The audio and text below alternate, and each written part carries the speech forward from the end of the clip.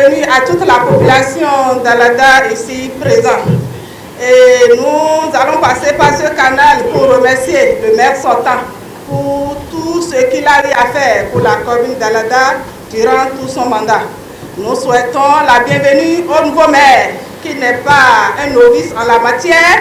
Il est un homme de la maison, il connaît très bien la maison. Et comme le dit un adage fond, c'est sur l'ancienne corde qu'on tisse la nouvelle.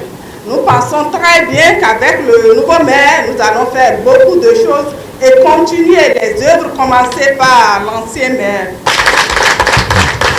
Merci. Mesdames et messieurs, c'est avec une profonde émotion et un sentiment de gratitude que je prends la parole en ce jour solennel de passation de service à la tête de notre chère commune d'Alada, que j'appelle souvent commune à trois noms, Alada, Adansa et Adjaouto.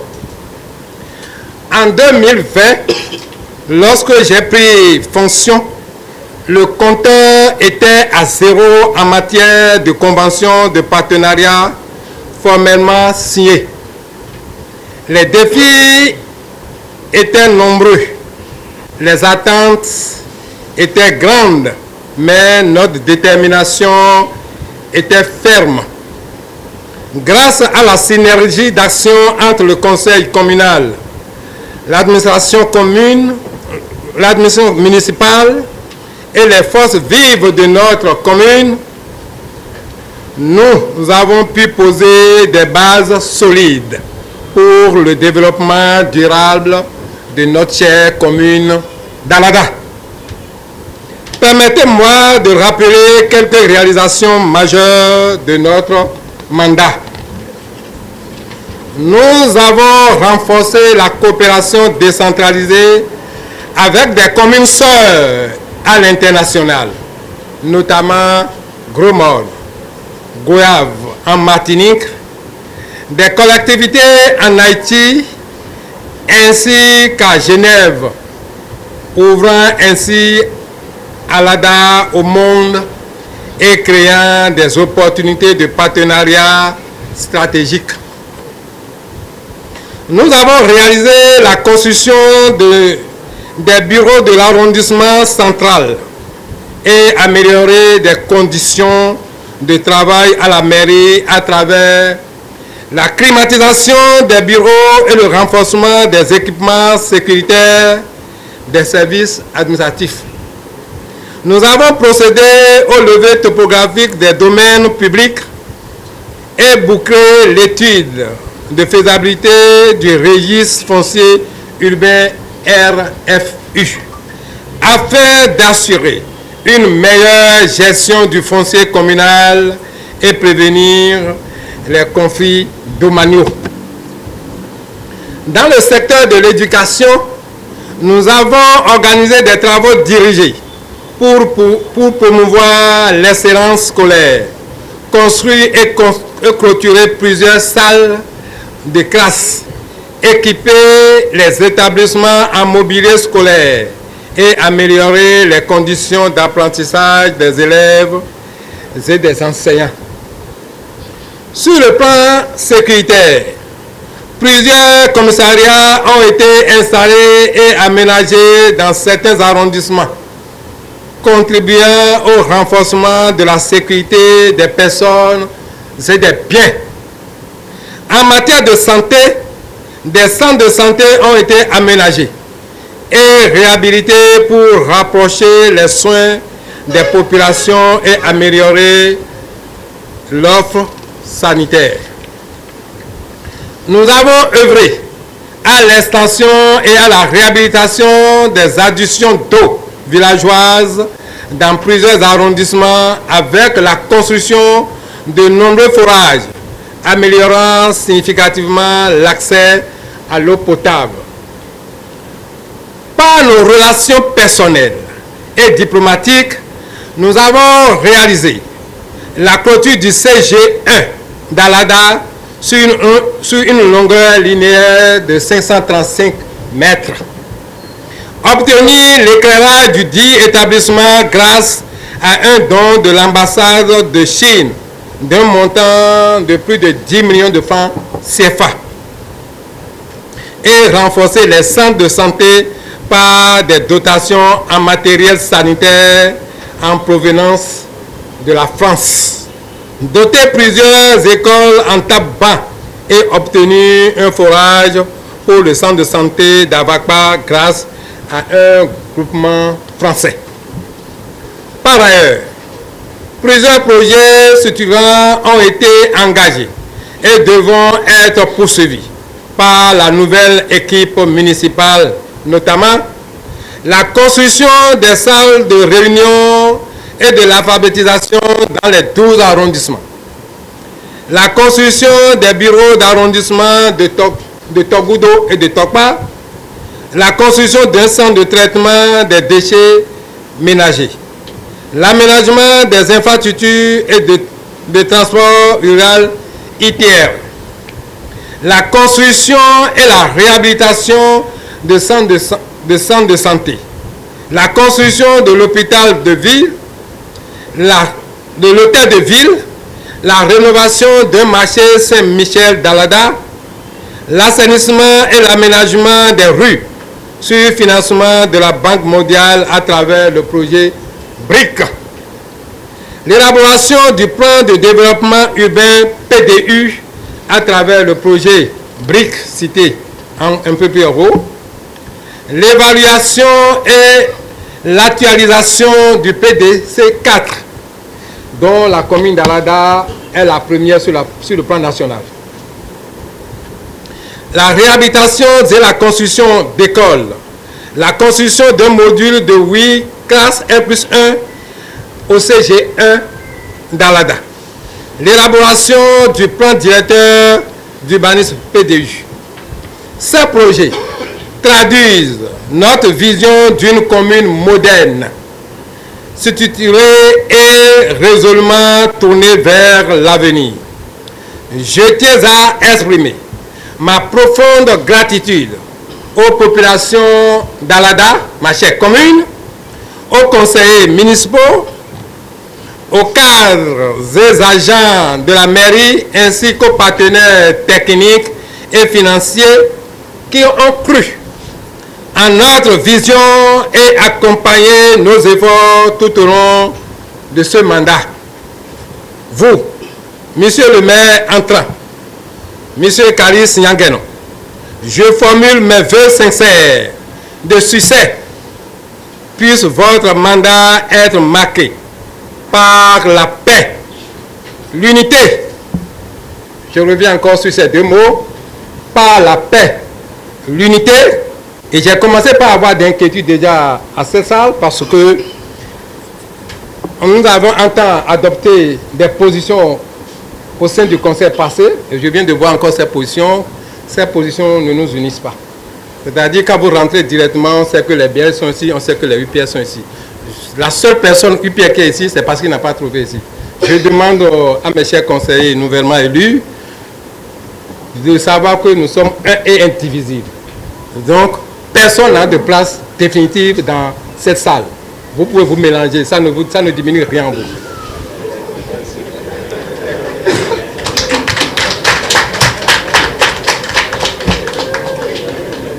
La continuité des actions engagées et l'innovation au service du développement de notre chère commune. Distingués invités, chers parents et amis, je suis profondément honoré et ému de ma désignation au poste de maire de notre chère commune Alada. En ces pareilles circonstances, permettez-moi de rendre gloire à Dieu et aux membres de nos ancêtres, sans quoi la présente cérémonie de passation de charge ne connaîtra pas ce heureux aboutissement. J'exprime ma gratitude dans un premier temps à toutes les instances de nos partis, notamment la HDP, présidé par l'infatigable et visionnaire professeur Joseph Ifame Djogbenou, actuel président de l'Assemblée nationale du Bénin, et dans un second temps à mes collègues élus pour leur investissement individuel et collectif tout au long de ce processus électoral dont nous célébrons le couronnement de nos efforts et sacrifices à travers ma modeste personne. Mais reconnaissance vont aux camarades, aux militantes et militants de l'Union progressiste du Renouveau pour leur sens d'engagement militant, fruit de la majorité obtenue au niveau communal de notre parti politique. Toutefois, nous devons rester unis, sans parti pris, autour du développement d'Alada. Prenant la tête du conseil communal d'Alada ce 19 février 2026, je mesure pleinement avec humilité et gravité la portée de cette responsabilité à nous conférer. J'invite d'ores et déjà toutes les filles et tous les fils d'Alada dans un élan de fraternité et de solidarité à se joindre à nous pour qu'ensemble nous écrivions une nouvelle page de notre histoire politique dans le processus de développement de notre ville, dont je salue la précieuse et significative contribution des différents organes dirigeants qui se sont succédés. Chers concitoyens, dans un contexte national marqué par de profondes transformations économiques, structurelles et institutionnelles, ajoutées à la réforme du système partisan sous la direction éclairée de son Excellence le Président Patrice Talon, je voudrais au nom du Conseil communal et en mon nom personnel prendre solennellement l'engagement qu'au cours de notre mandat, nous allons œuvrer pour améliorer le cadre de vie, non seulement pour repositionner notre commune à l'instar des communes chefs-lieux de département, mais également faire face aux enjeux et défis de développement durable de notre époque dans la paix. À ce titre, déjà je remercie le maire sortant pour tout ce qu'il a eu à faire, parce que nous avons constaté de visu hier l'évolution favorable de la ville d'Alada par les chantiers qui ont déjà débuté et qui s'exécutent normalement dans un créneau bien défini. Booster l'économie locale pour améliorer considérablement nos ressources financières propres afin d'entreprendre des projets de développement innovants, instaurer un cadre de dialogue permanent entre les différents pouvoirs locaux en vue de faciliter la promotion des cases et des investisseurs locaux. Dynamiser l'intercommunalité et la coopération décentralisée par une meilleure attractivité territoriale de notre commune. Renforcer la solidarité et la cohésion entre les filles et fils de notre localité, car la diversité n'est pas une menace, mais plutôt une opportunité pour préserver, une opportunité à préserver à tout prix. Assainir les finances locales à travers des dispositifs adéquats de mobilisation de ressources propres et de transparence. Encourager la gestion participative, lutter efficacement contre la pauvreté, les inégalités sociales. À ce titre, notre mode de gestion sera orienté vers la gestion par objectif, qu'on appelle GPO. Donc désormais, il y aura un compteur d'objectifs pour nous, pour les amis conseillers et pour aussi les travailleurs de la maison. Celui qui travaille beaucoup doit pouvoir gagner beaucoup. Celui qui travaille peu gagnera peu.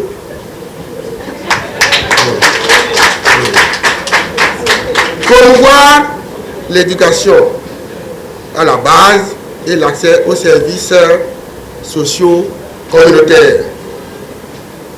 Comme je viens de le dire tout à l'heure, au personnel administratif communal et aux acteurs des services concentrés, nous plaçons notre mandature sous le signe d'une collaboration fonctionnelle et agissante par le mode de gestion GPO, c'est-à-dire toujours la gestion par objectif. Bien. Ensuite, je dirais convaincu de la disponibilité citoyenne de chacun et de tous pour faire de ce septennat un mandat exceptionnel de défi, je vous annonçais que chaque pierre compte dans cette nouvelle marche de gouverner. Bon, et comme par conviction, nous sommes là pour servir, les Anglais disent « we serve », d'où la phrase que j'ai toujours utilisée en ces moments et ces circonstances. Nous sommes les héritiers de ceux qui sont morts, les associés de ceux qui vivent et la providence de ceux qui naîtront. Nous devons être une providence pour le futur. C'est une garantie pour l'évolution, l'évolution sociale et humaine. Merci beaucoup au maire sortant pour tout ce qu'il a fait. Je le remercie avec toute son équipe parce que je vous en prie, je suis fier de prendre la succession du maire Kako Joseph. Yes. Distinguée personnalité qui nous gratifiez de votre présence à cette cérémonie solennelle, à l'occasion de laquelle je prends avec un profond sens de responsabilité républicaine la parole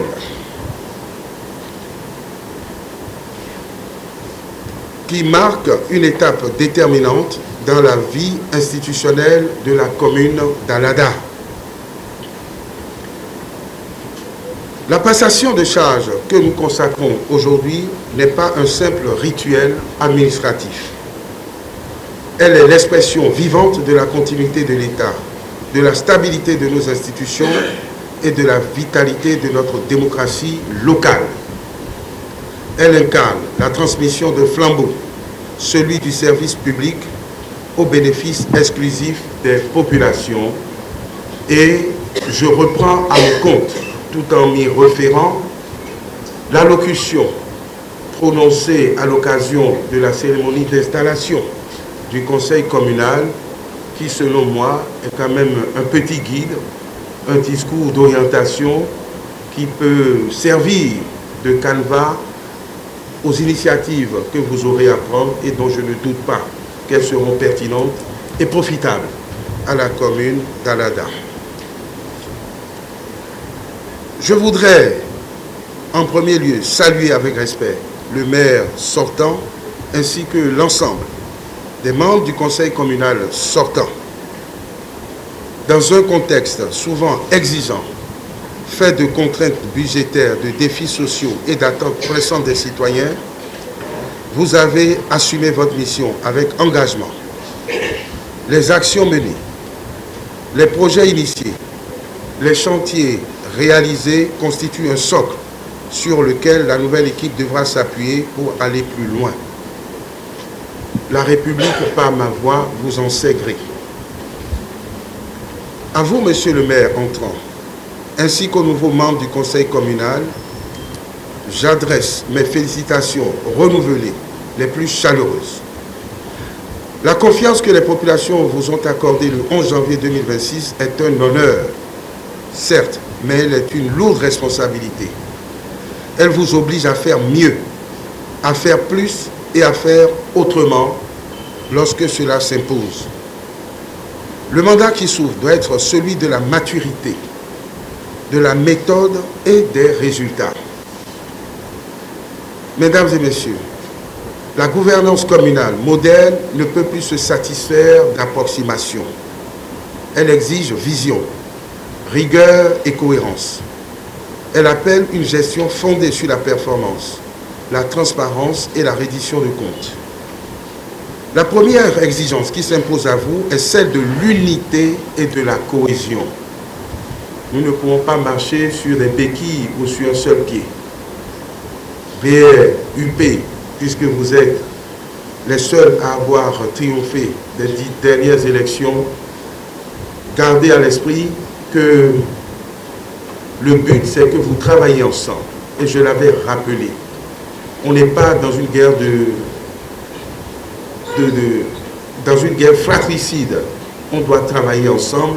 Il n'y a pas une majorité, il n'y a pas une minorité, il y a une cohérence au conseil communal. Car en effet, une équipe divisée ne peut porter un projet ambitieux. Les divergences d'opinion sont naturelles en démocratie. Elles doivent cependant s'effacer devant l'intérêt supérieur de la commune.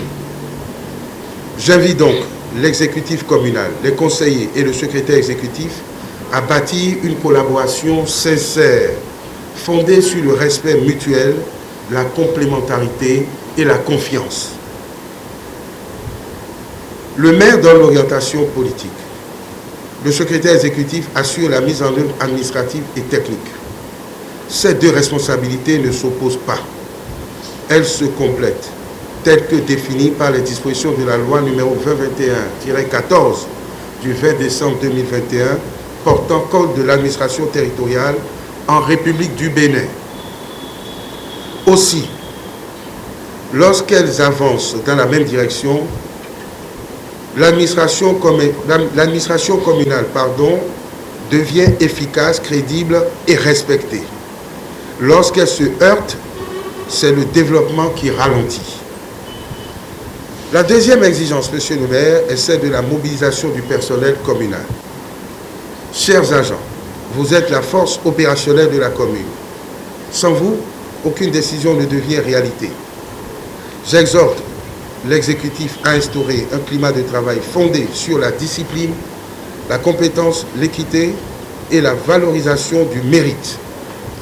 Une administration réorganisée, motivée et responsabilisée est le moteur indispensable d'un développement local durable. La troisième exigence est la performance de la gestion. La mobilisation accrue des ressources propres doit devenir une priorité stratégique. L'optimisation des dépenses publiques, l'amélioration du cadre de vie, l'amélioration du taux d'exécution des investissements, l'achèvement diligent des chantiers en cours, notamment les opérations de lotissement et les infrastructures prioritaires, doivent être suivies avec méthode et détermination.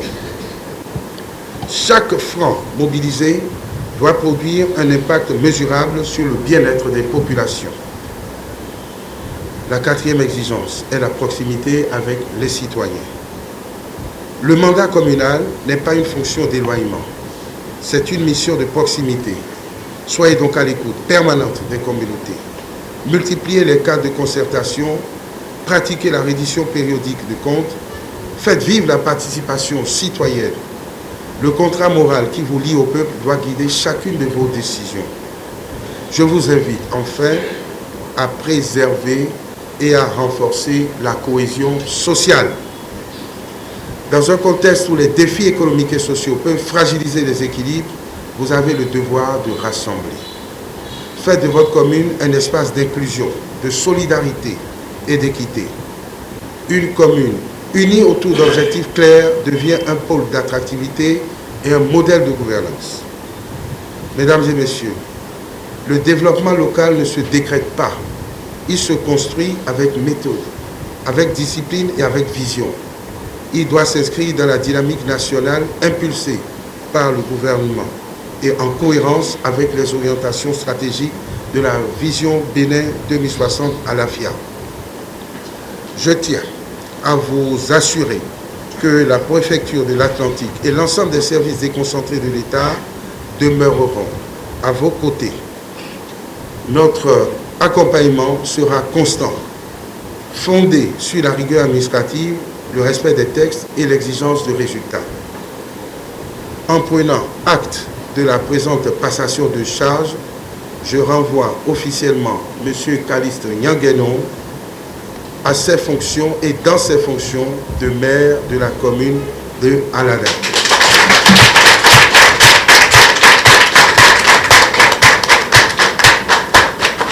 Que ce mandat soit celui de l'unité, de la responsabilité, de l'innovation et des réalisations concrètes. Que les actions entreprises améliorent durablement les conditions de vie des populations. Que votre engagement fasse honneur à la République.